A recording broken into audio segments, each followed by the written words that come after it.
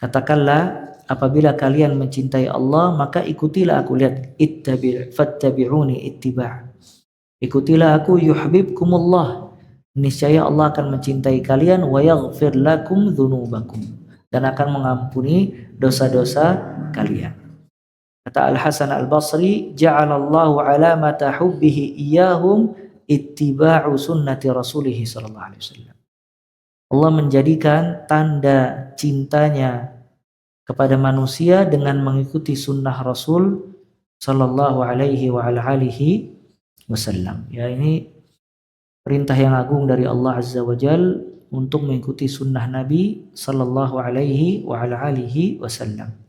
Oleh karena itu para ulama banyak mengarang kitab-kitab yang berkaitan dengan hal ini. Bagaimana kepribadian Nabi sallallahu alaihi wasallam. Dan kitab yang paling bagus sudah diterjemahkan, yaitu berjudul Syama'il Muhammadiyah. Ya, dikarang oleh Al-Imam At-Tirmizi. Syama'il Muhammadiyah. Kitab tersebut menjelaskan bagaimana perawakan Nabi, kebiasaan Nabi, tidur Nabi, makan Nabi, sholat Nabi, bagaimana beliau berinteraksi dengan keluarganya, jual beli, dan seterusnya. Ya, disebutkan dalam kitab Syama'il Muhammadiyah dan dibahas atau disyarah oleh banyak ulama kitab tersebut. Dan juga Ibnu Al-Qayyim rahimahullah mengarang satu kitab judulnya Zadul Ma'ad fi Hadyi Khairil Ibad. Itu kitab besar, ya 3 jilid, membahas tentang sirah Nabi SAW secara detail. Bagaimana kehidupan Nabi dengan fawaid yang sangat banyak sekali. Dan juga disebutkan di dalam hadis tentang anjuran mengikuti sunnah Nabi sallallahu alaihi wasallam. Kata Nabi, taraktukum 'alal bayda lailuha kanahariha la yazighu 'anha ba'di illa halik. Wa may ya'ish minkum fasayara ikhtilafan katsira. Fa 'alaikum bisunnati wa sunnatil khulafa'ir rasyidin al-mahdiyyin min ba'di 'addu 'alaiha bin nawajid. Kata Nabi alaihi salatu wassalam, aku tinggalkan kalian 'alal bayda. Aku tinggalkan kalian dalam satu hal yang sangat jelas, putih, bening, jelas. Lailuha kanahariha, malamnya seperti siang. Maksudnya semua yang dijelaskan oleh Nabi SAW gamblang, tidak ada kerancuan. Tidaklah seseorang mempelajari satu ayat maupun satu hadis, melainkan dia akan menemukan solusi dari semua permasalahannya. La yazighu anha ba'di illa halik. Tidak ada yang berpaling darinya setelah kematianku kecuali dia pasti binasa.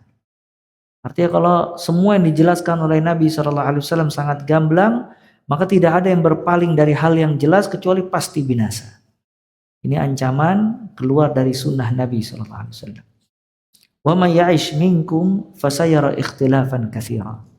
Barang siapa yang hidup di antara kalian, yakni setelah wafat Nabi alaihi salatu wassalam, maka dia akan melihat perselisihan yang sangat banyak.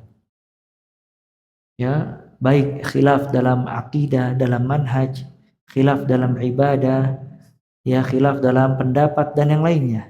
Maka Nabi SAW memberikan solusi, fa'alaikum bisunnati, agar kalian semua berpegang teguh dengan sunnahku. Maka berpegang teguh dengan sunnah Nabi itu solusi semua khilaf. Apabila seseorang ingin selamat dari khilaf, dia berpegang teguh kepada sunnah Nabi SAW. Dia pegang erat-erat hingga kata Nabi, alaikum bisunnati wa sunnatil khulafa ar-rasyidin, agar kalian semua berpegang dengan sunnahku dan sunnahnya para khulafa setelahku. Addu 'alaiha bin nawajid, gigitlah oleh kalian dengan gigi geraham kalian. Ya. Maka mempelajari sunnah dan berpegang teguh terhadap sunnah, hidup di atasnya, mengamalkannya, itu solusi dari khilaf, dari semua perselisihan. Di sini juga menunjukkan kalau seseorang menyimpang pada saat terjadi khilaf karena dia meninggalkan sunnah Nabi Shallallahu Alaihi Wasallam. Oleh karena itu dulu para ulama banyak mengatakan ya, kalau memegang sunnah keselamatan, berpegang teguh kepada sunnah itu merupakan keselamatan. Kata Urwah ibn Zubair, anaknya Zubair ibn Awam, as-sunan fa inna sunana qiwamuddin. Ya, as-sunan fa inna sunana qiwamuddin. Sunnah sesungguhnya sunnah Rasul adalah tiangnya agama. Ya, dia tiangnya dan asasnya agama. Dan sunnah itu bukan, kalau dikatakan sunnah, maksud dari sunnah itu bukan perkara-perkara sunnah seperti sholat sunnah, amalan-amalan sunnah dari zikir dan yang lainnya. Maksudnya sunnah adalah semua hal yang dikerjakan oleh Nabi Muhammad Sallallahu Alaihi Wasallam. Karena dahulu kaum salaf ketika mengatakan sunnah, maksudnya adalah semua yang diamalkan oleh Rasul Sallallahu Alaihi Wasallam. Adapun istilah sunnah yang dikhususkan hanya untuk amalan sunnah itu datang setelahnya. Fuqaha ahli fikih menyederhanakan sunnah dimaksud dengan amalan-amalan sunnah itu datang setelah dari zaman sahabat. Makanya di zaman sahabat apabila disebutkan sunnah maksudnya adalah semua hal yang dikerjakan oleh Nabi Sallallahu Alaihi Wasallam. Ya, baik dari aqidah, ibadah, akhlak, muamalah. Maka maksud Urwah ibn Zubair as-sunan fa inna sunana qiwamuddin. Sunnah sesungguhnya sunnah pondasi agama, maksudnya semua hal yang dikerjakan dan diperintahkan oleh Rasul Sallallahu Alaihi Wasallam. Ya, kata Imam Az-Zuhri rahimahullah, al-i'tisam bis sunnati najatun. Berpegang teguh dengan sunnah keselamatan.